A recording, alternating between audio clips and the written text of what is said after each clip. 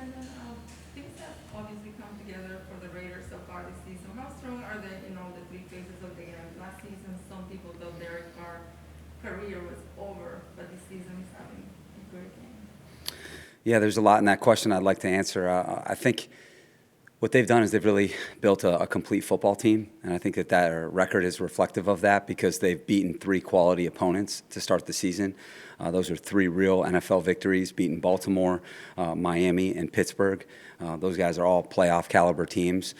So I feel like what you're seeing is a complete football team out there, and I think that you start with Derek and how well he's playing. He was AFC Player of the Month, and he's operating at extremely high level. You can see that he truly is an extension of the head coach and the way that they're able to operate. A lot of it's because of how sharp Derek is, and they've really surrounded him with a complete offense.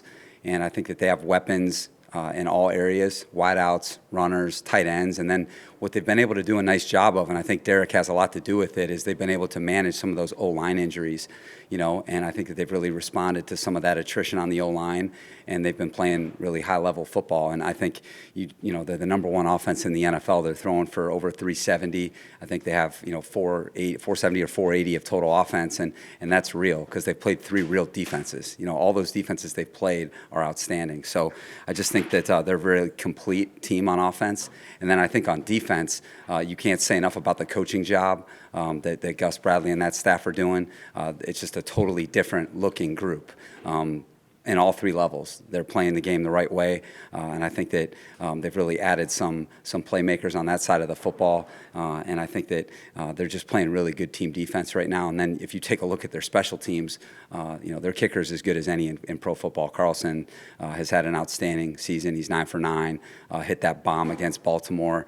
Last week had another 50-yarder. So he's a really, really quality kicker in this league. And then, but Rich Bisaccia is a really good special teams coach in this league. So there's a very good reason that they're 3-0, and you can see it all over the movie. Justin appeared to injure his hand in the game. Is there any concerns with that heading into this week? No, it's one of those unfortunate quarterback things where you probably saw the replay. It just you get a hand or a helmet on the follow through, and he had that thing. He wanted to grip the football for a second to kind of get his feeling back. We couldn't give him the ball soon enough, but then the next play he hits Keenan like it never happened. So God has blessed him with big hands that are powerful. So we're thankful for that for sure. Obviously, it's an extra. You guys get an extra day with Monday Night Football. Justin Jones, Chris Harris Jr. Update on both of those guys? Yeah, I'm optimistic about JJ. He was both of those guys, JJ and Chris, were in the walkthrough today. And I think that we're going to get JJ back full in practice today. And then Chris is trending positive. We're still, unpacking the true range of motion and strength. I think he's trending positive, though. And so Justin's certainly in a different place than he was last week, and so is Chris. So we're going to see how it goes. But I think you expect to see them both at practice today. Joey mentioned to us that Derwin actually dislocated his shoulder in the game. Any concerns there with that, or is it? He told us that he's going to be out there. So yeah, he's going to be out there. Just he did have something in the game with his shoulder. We were able to get him into the training room. He came right back out. It was awesome. It was right at the end of the 2-minute drill. It was a good thing. We talked about it as a team. That warrior spirit, and he certainly embodied that in that circumstance because he just got his helmet and went right back out there in the 2-minute drive and played the rest of the game with it. He's got good strength and range of motion, so it's nothing that we're concerned about, but it definitely speaks to Derwin's competitive character for sure.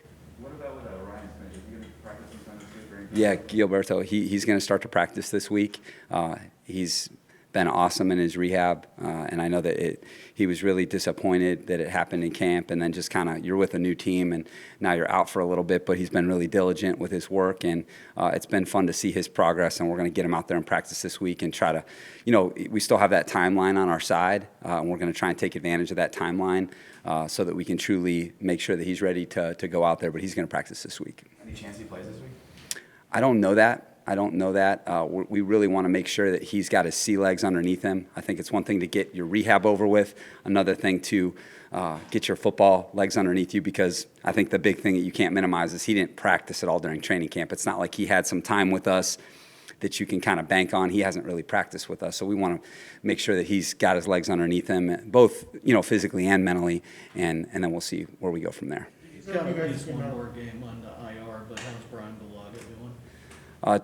Trending well. I think the procedure went well, and he's kind of been number one, a great resource for the guys, and just having him around is such an advantage. But I think definitely trending positive that way, and we're gonna see where it goes with that. He had surgery? Say it again. Brian had surgery? You said there was a procedure? Just in terms of his back, just making sure that that thing quieted down, and we're just going to use that timeline so that he can get back out there full speed. You are going up against a defensive coordinator this week who obviously knows this team really well. How does that factor into anything? I don't think it factors in too much. I think the thing about the NFL is you have so much information on most people. There's not really anywhere to hide.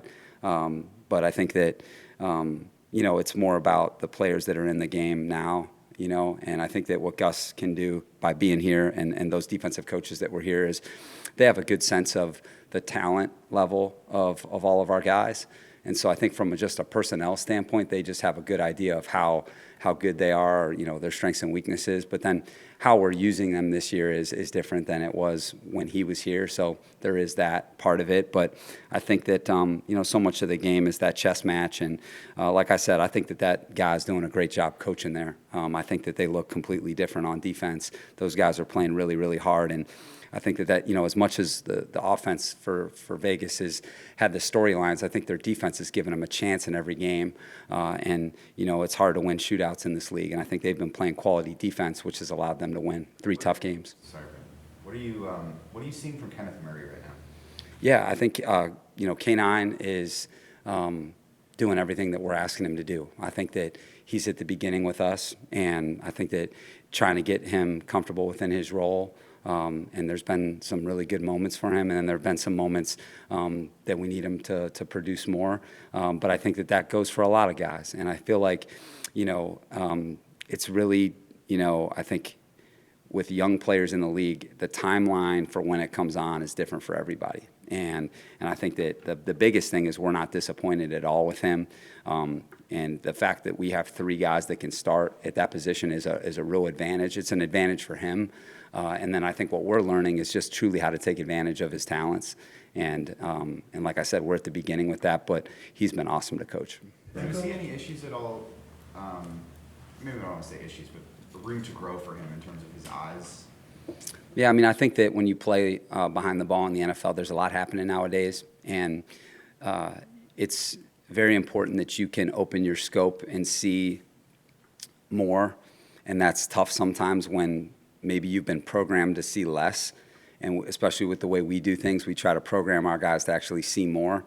And so when you're unpacking all the offense that you have to defend and learning a new defense, there's just a timeline on that for some guys. And I think that we're working through that with him. And I think that he's got a great coach coaching him, Ronaldo Hill, defensive coordinator, myself. And it's an awesome environment right now in that room. And Kenny Murray is going to be a good player, and we're just going to stick with it. Brandon, you guys decided to go with Michael Davis at times against Travis Kelce. Mm-hmm. What was the procedure behind that? Why did you guys want to see him against Travis and not maybe like a Derwin or somebody else? Yeah, so in the NFL, Travis moves a lot, and when he's backside, if you put a safety on him, then the quarterback and my wife at home knows that it's man-to-man, all right? And so what we try to do is be a zone alignment team.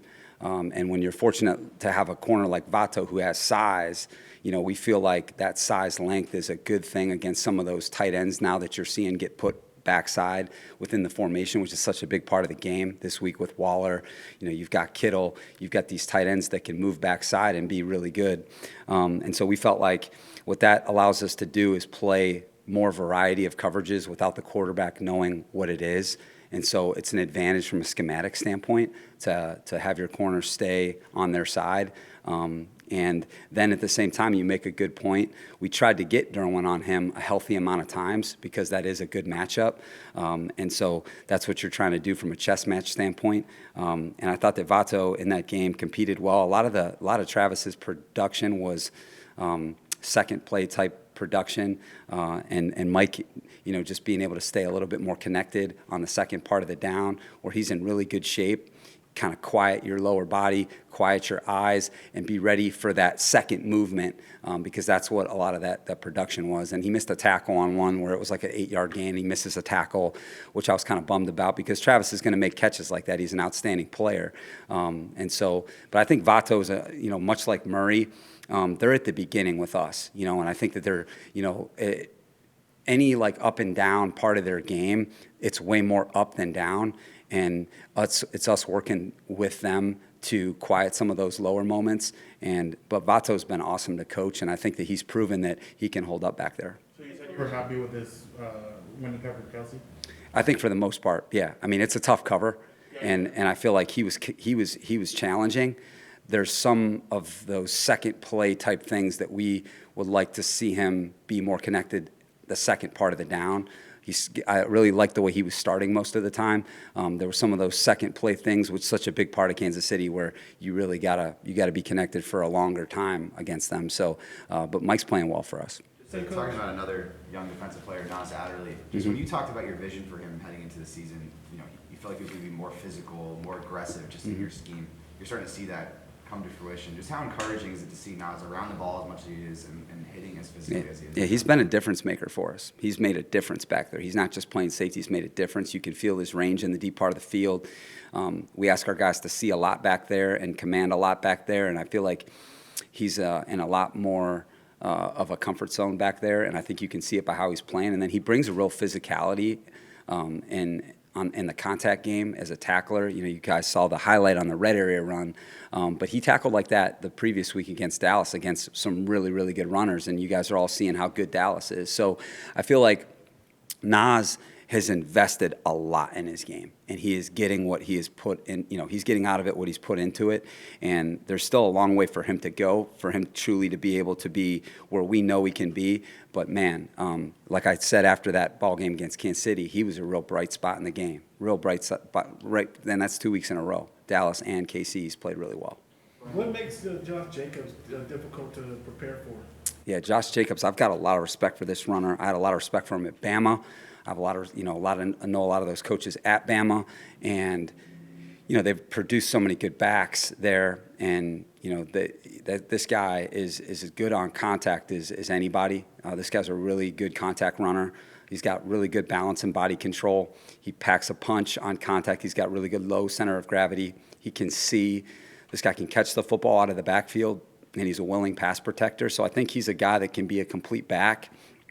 And so I think that he's certainly a guy that when he comes back in their offense is going to help them, because they're already a dangerous team, and to have him out there full speed just makes them even more dangerous. Brandon, with the Raiders having Darren Waller and a lot of speed with Ruggs and weapons like Renfro, are they kind of similar to the Chiefs offensively? They're built extremely well on offense because they have a complete offense. They have 3 runners that I really respect. Kenyon Drake was in Miami when I was in Chicago. That guy gave us a lot of issues. He was in Arizona last year when I was with the Rams. A lot of issues. This guy's got real gas. He can flex out of the formation, catch the ball. I mean, he's outstanding. And Peyton Barber, I was in Chicago when he was in Tampa, and this guy's really good too. And so they got 3 runners. They got all these receivers that you just mentioned. I think that the big part of how they play is they play with a lot of tight ends in the game, Moreau, Carrier, Darren, and that gives them advantage of how you're going to play them. And then they've added, their receiving core is crazy because they've got, Renfro and Ruggs, right, who a lot of people know about. Henry's got, real deep speed, and Hunter is fantastic. But then they also have, Zay Jones, who's been a really productive player in this league, who I've played against at other places. And then they got, Willie Snead, who's been fantastic. So they've got a lot of players on that side of the football. And then what they've also done a really good job of is, like I said, at the O-line position. They've really retooled that O-line and survived some attrition. So they're very well coached, very complete offense, and I think that that's where they're the same with Kansas City, is they're dangerous on every down. Brandon, with the illegal shifts, what are you guys going to try and do this week to kind of get better at that and not have that be a penalty that costs you guys points or yards or something like that? For sure. I think a big part of it is me simulating in practice a non-perfect play clock situation. A lot of times you can get into practice and you're just kind of, hey, you have a play clock going down there, but like the consequence of, hey, now we're out of the huddle here at 10, and I don't have time to like really unpack this play as it's designed on a paper. Hey, I got to get to the final formation. I don't have time to like get set, send the motion and all that because the time's on the clock. So just simulating more of those middle to later in the clock breaks from the huddle because that's normally when they occur. They normally occur later in the clock. And so just make sure that we simulate a healthy amount of that, and then just people taking ownership of their job. And I think that that's an 11-man operation, and it's even more than that with coaching. And so we're going to continue to emphasize it so that we don't have those costly penalties. Brendan Hymus was inactive on Sunday. We didn't get a chance to ask you about it, but just what was the thought process there? Yeah, just our thought process was the tackle situation. Of getting, if something were to happen to Storm, of kicking Matt out to right and having Schofield come in and play guard against a team like that. Just a lot of experience, and we just felt like going on the road loud. Spagnuolo's got a lot of designer stuff, a lot of stuff that might, that Schofield's seen. We just felt like that could be an advantage for us. And really, we felt like we were guarded both ways. Like, hey, at tackle, if something happens to Storm, hey, we've got Matt out there that can go toe-to-toe with Chris Jones. And then also, by doing that, making sure that we have a guard that's ready. And Brendan's been doing really well, but I think we have a luxury picking Schofield up with his experience. He's fit in really well with us. And so definitely not a knock on Brendan at all. We're super excited about his progress. You mentioned one of these recently, that you guys are running the ball better than you thought you probably would at this point. As far as the offensive line goes, how much of a factor is that in that? And what have you thought about the offensive line through 3 games? Yeah, and I think that when you run the ball, a lot of it is it's not just the O-line, it's the tight ends. And probably where I was most curious is how we were going to be at that position, blocking at the point of attack, and how we were really going to, express that personnel in terms of the run design. Because, I think I wasn't as concerned about the 5 guys up front. I was worried about the tight ends and how that was going to come together, because I think that tells you a lot about the identity of your run game. And so I think that what we're discovering is kind of who we are. And I think that, what runs we're most comfortable with versus the defenses that we're playing, and how to truly utilize our people the right way, because we play a lot of different groupings. So I think a lot of it is just, in the run game is truly getting, in that sweet spot of who we like in the game, and then what runs feature those guys best. And I felt like in the Kansas City game, I thought especially in the fourth quarter, we really got into a rhythm running the football. In the first half, if you watch the tape, we're close on a couple runs, and it's like that close thing, that you don't really like saying. But, hey, we had some good design, and just a little off where we felt like we could have split a couple there that could have been big gainers. But I really felt like in the second half, we went in at halftime, made some good adjustments, and then ran the football at a high level. And I think that at the beginning of the year, when the teams you don't have as much inventory, you're still in that discovery phase, and we are too with our own scheme. So I feel like, we're trending positive in that direction, and you need to. Because, like, when you go on the road in a place that's that loud, running the football helps you. It helps you.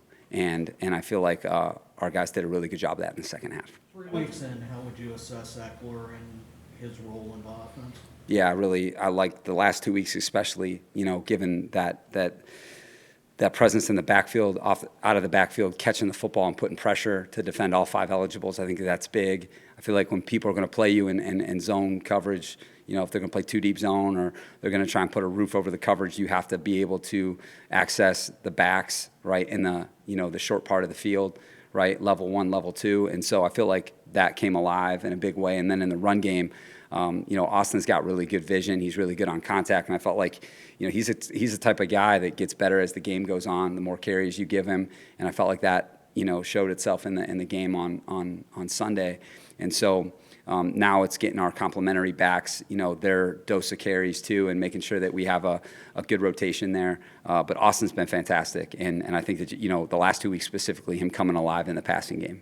How much pride do you take in your rookie DB earning Rookie of the Month in his first month of his career? Yeah, I'm really happy for Asante. We've talked a lot about him. I think that one thing that we talked about this morning is that there can be an illusion in the NFL of just, how well you're doing. because the interception that he had in the game against Kansas City shouldn't have happened. If he were covering the right guy, which is the guy that should have caught the ball, if he had stayed on him, then he probably doesn't make that interception, and he's probably not Rookie of the Month, all right? And so that's the illusion of the NFL that I like to talk about, because if he had done the right thing on that play, then that play never happens. And then would we be thinking any differently of him? Would we be any more pleased or displeased? You know, we would be really happy with him no matter what. But that interception is what won him Rookie of the Month. Had he not had the interception, maybe he's not Rookie of the Month. And so, you know, I think the good thing about Asante is he's got a lot of self-awareness, and he knows where he needs to go with his game. I think him earning Rookie of the Month just shows you his capacity, because he's been able to go nose to nose with 3 really good, you know, opponents, you know, with a lot of really good receivers the first 3 weeks. But I think that, you know, with him, he's at the beginning, and there's so much. You know, we got the #1 passing team in the NFL coming in this week. So he's got to keep going, and there's so much to improve on. But I think that he's shown that he's definitely up for the challenge.